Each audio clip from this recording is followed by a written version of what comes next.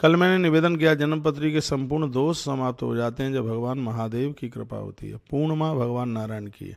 इस दिन सत्यनारायण भगवान की कथा का बहुत ज़्यादा प्रभाव है। ज़्यादा नहीं, 1 वर्ष के ही लिए आप हर पूर्णमासी के दिन भगवान सत्यनारायण भगवान की व्रत कथा पंडित जी महाराज को बुला करके और आप सुन लीजिएगा। फिर देखिए कि यह साल आपका क्या अद्भुत होता है, क्या कमाल का होता है। सत्यनारायण भगवान के व्रत की कथा में पंजीरी, चरणोदक, दही का चरणामृत और इसमें दिया जला करके कथा को श्रवण करना, घंटा घड़ियाल बजाना और शंख बजाना और चवर के द्वारा भगवान की आरती करना, शंख में जल भर करके भगवान के ऊपर उसको घुमाना, ये पूर्णिमा के दिन बहुत ज़्यादा ये अपने आप में ज़्यादा प्रभावी होती हैं। इस दिन रात्रि को चंद्र भगवान को अर्घ दिया जाता है। जैसे नारी वर्ग को सिर्फ सौंदर्य ही मिलता है ऐसा नहीं, उनके घर में हर प्रकार की समृद्धि होती है, संतान का जन्म होता है। यह इस पूर्णिमा की बहुत बड़ी अपने आप में महिमा है। देखिए, सीधाम वृंदावन आप आते हैं, भागवत आप सुनते हैं, ब्रज गोपियों के ऊपर भगवान श्री कृष्ण ने कृपा करी। भगवान ने ना ये नहीं कहा कि हम अष्टमी को दर्शन देंगे, ना भगवान ने ये कहा कि हम पांचवें को दर्शन देंगे। इस पूर्णिमा की इतनी महिमा कृष्ण ने बढ़ाई और भगवान श्री कृष्ण कहते हैं, भगवान पिता रात्रि सर्वोत्फल मूल्य का विक्षत तुम मनुष्य योग माया। भगवान श्री कहते हैं, श्री कृष्ण कहते हैं, सद पूर्णिमा की रात्रि को मैं प्रत्यक्ष रूप से प्रकट होकर के तुम्हें दर्शन दे करके तुम्हें कृतार्थ करूंगा। तो आप समझ लीजिएगा कि पूर्णिमा अपने आप में कितनी बड़ी दिव्य है। पूर्णिमा की इतनी बड़ी महिमा है कि पूर्णिमा को युगाब्द तिथि कहते हैं। मैंने पूर्व में बोला कि सतयुग अक्षय तृतीया को प्रकट होता है, त्रेता आंवला नवमी को जो गोपाष्टमी के दूसरे दिन आती है उस दिन प्रकट होता है, द्वापर अनंत चतुर्दशी जो भादों में पड़ती है, अनंत चौदस उस दिन द्वापर प्रकट होता है, और माघ के महीने में जो पूर्णिमा पड़ती है उस दिन कलयुग आरंभ होता है। तो पूर्णिमा का व्रत कलयुग के अपराधों को नष्ट कर देता है, समाप्त कर देता है। इतनी बड़ी महिमा इस पूर्णमासी के व्रत की है। कल भी मैंने कुछ बातें करी थी, व्यासपीठ से भी करी। जन समुदाय ने बहुत बड़ी सराहना करी। अभी मैं सबके बीच में ही था, उन्होंने कहा महाराज जी जो आपकी एक एक जो टिप्स है और जो पूजा पाठ की है या व्रत त्यौहार की है बहुत आनंद देती है, बहुत ही ज़्यादा बढ़िया लगता है। देखिए, भगवान ने कृपा करी है तो जीवन का यह आनंद तो बिल्कुल ले लीजिएगा। अपनी 3 चीज़ें भगवान को दे दो, तन मन और धन। भगवान ने भी राजा बलि से 3 ही तो चीज़ें मांगी थी। कहा था पदान तीर्ण मई चाद्य दाता ब्यानी को तो धना।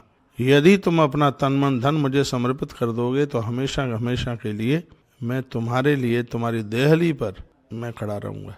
भगवान आ भी जाते हैं 4 महीने के बाद तो भी एक रूप से मेरे भगवान आज भी राजा बलि के पास ही रहते हैं। मैं आप सबको यह बहुत आग्रह पूर्वक निवेदन करूंगा। आज मैंने दीक्षा के समय में भी भक्तों से बड़ी प्रार्थनाएं करी हैं। आप संसार में जिनके बन रहे उनके बन रहे हो, लेकिन परमात्मा के बन करके आप जरूर रहिए। बहुत बड़ा समुदाय समय भी हमें टेलीविजन के माध्यम से सुन रहा है। कल से ही आप, जब ये पूर्णिमा है तब से ही आप 1 वर्ष के लिए कम से कम, 1 वर्ष में तो 12 ही पूर्णिमा होती हैं, लेकिन 32 पूर्णिमा की जो कथा है वो भगवान शंकर ने भी अद्भुत रूप से सुनाई है। और इधर भगवान श्री कृष्ण ने माता यशोदा को वो अद्भुत रूप से उस कथा का श्रवण कराया। एक धनेश्वर नाम के ब्राह्मण के यहाँ पर कोई संतान नहीं थी। इस पूर्णिमा के व्रत के द्वारा कैसे संतान की प्राप्ति हुई। 16 वर्ष की उम्र में बच्चे की मृत्यु हो गई थी, तो इस पूर्णिमा के व्रत ने उस बच्चे को कैसे जिंदा कर दिया।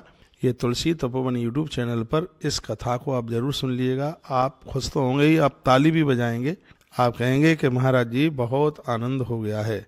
तो या कृतमदम सर्वम जगदेता चराचरम तस्मान कामय किंचित तत्पदाब्जम बिना प्रभु। ऐसे भगवान प्रभु, ऐसे परमात्मा जिनके लिए कहा गया है कि वह हमारी भक्ति से जब प्रसन्न होते हैं तो हमें वो सब कुछ लुटा देते हैं, किसी भी चीज की कमी नहीं रहने देते। ये उनकी बहुत बड़ी महती कृपा है। तो पूर्णिमा वाले व्रत दिन भोर में आप स्नान कीजिए। और मैं पूर्व में भी बोला हूँ, कोई भी आप व्रत करते हैं उसमें गर्म पानी से नहीं नहाया जाता, ताजी पानी को आप प्रयोग में लीजिएगा और उससे आप स्नान करें, धुले हुए कपड़े पहने। और उसके तत्पश्चात में फिर इसमें भगवान नारायण की पूजा, सालराम भगवान की पूजा होती है। ज़्यादातर ऐसे लक्ष्मी नारायण भगवान की इसमें पूजा होती है। तुलसी को वंदन प्रणाम किया जाता है और गौ माता को दौल खिलाए जाते हैं। दौल कहते हैं चने की दाल। गौ माता को गुड़ मिला करके चने की दाल भी इसमें खिलाई जाती है, जिसके पुण्य बहुत ज़्यादा प्रभावशाली होते हैं और उसके वो पुण्य मिलते हैं। पूर्णिमा तिथि तो बहुत बड़ी तिथि है। अगली वाली अमावस्या को मैं तुम्हें अमावस्या और पूर्णिमा की कथा बताऊंगा, जिनको हमारे ग्रंथों में दोनों को सगी बहन बताया गया।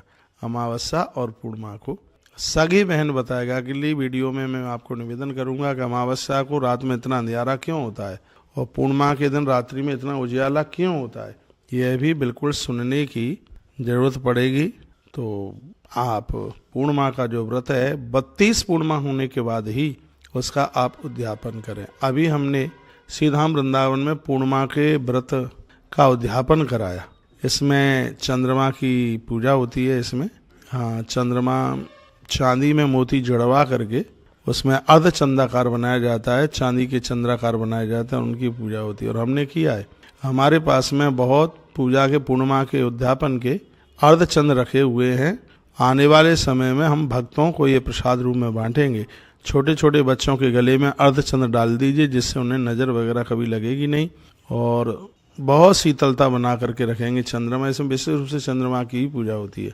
तो वो छोटे छोटे चंद्र, अर्धचंद्र हमारे पास रखे हैं और वह हम प्रसाद रूप में बच्चों के लिए, जहाँ छोटे छोटे बच्चे जन्म लेते हैं उनके लिए ये हम